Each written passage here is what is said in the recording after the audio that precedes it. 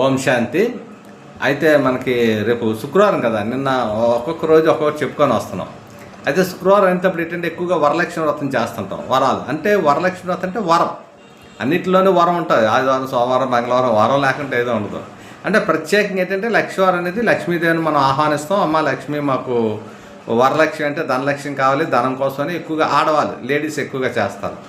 అయితే ఈ విధంగా ఏంటంటే ఈ వరలక్ష్మి అనేది కదా, అయితే మెయిన్ లక్ష్యం. అప్పుడు ఆ రోజుల్లో ఏంటంటే ఎక్కువ మనం చూసే ఉంటాం, రాక్షసులు ఉండేవారు కదా, హిరణ్యకశిపుని, రావణాసురుడు అని ఇంకా చాలామంది బోలు మంది ఉన్నారు, లెక్కలేదు. వీళ్ళందరూ కూడా తపస్సులు దేనికోసం చేశారు? వరాలు కోరుకునేవారు. ఏంటి వరాలు? వాళ్ళకి అంటే వాళ్ళు ఎంత తపస్సు చేస్తే దానికి తగ్గట్టు వరం. ఇప్పుడు ఎంత కష్టపడి పని చేస్తే అంత డబ్బులు వస్తాయి కదా. అంటే ఇన్ని గంటలైతే ఎంత పని, ఇన్ని గంటలైతే ఎంత పని, ఇంకా ఎక్కువగా చేస్తే ఓవర్ డ్యూటీ చేస్తే ఓటీ అని ఇలా ఇస్తూ ఉంటారు అన్నమాట. సో అలాగేంటంటే వీళ్ళు ఏంటంటే దానికి తగ్గట్టు తపస్సు చేసేవారు, అంటే ఆ వరం కోసం. అందుకే వీళ్ళని వరపుత్రులు అంటారు.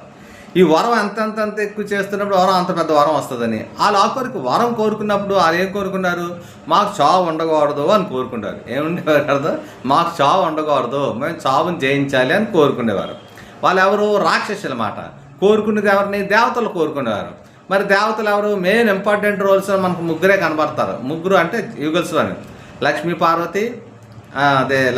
పార్వతి సరస్వతి, తర్వాత బ్రహ్మ విష్ణు శంకర్లు. ఎవరైనా వీళ్ళ ముగ్గురిని లేకపోతే వీళ్ళ ముగ్గురిని, వీళ్ళతోనే ఎక్కువ తపస్సు చేసి కోరుకుంటారు. వీళ్ళ నుంచి వరాలు తీసుకుంటారు అన్నమాట. అంటే ఏంటనే అప్పుడు అనుకున్నప్పుడు దానికి ఒక లింక్ పెడతారన్నమాట. అంటే వాళ్ళు ఒక భయం అనేది ఒక ఆందోళన. నిజానికి చెప్పాలంటే అక్కడ పరమాత్ముడు ఎంత గొప్ప ఆత్మజ్ఞానం ఇస్తున్నాడంటే, ఇప్పుడు నాకు కానీ మీకు కానీ మనకెవరికి ఏంటంటే నిజానికి చావు లేదు, చావు అనేది లేదు. అందుకేంటంటే ఇక్కడ పరమాత్ముడు ఏం చెప్తున్నాడు? చిరంజీవ సుఖీభావ అన్నాడు. చిరంజీవి అని ఎవరిని అంటారో? ఆత్మ అనమాట. ఆత్మ కోసం భగవద్గీతలో స్పష్టంగా చెప్పాడు.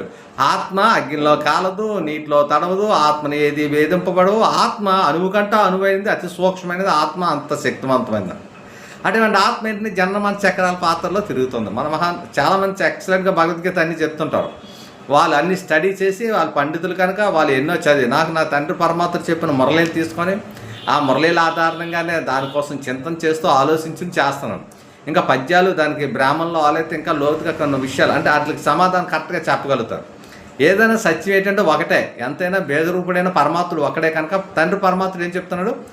ఆత్మను అనుకోమంటున్నారు. అందుకే ఇక్కడ ఏంటంటే మన భారతదేశంలో ఎక్సలెంట్ అంటే ఇది ఆత్మ గుర్తు అనమాట.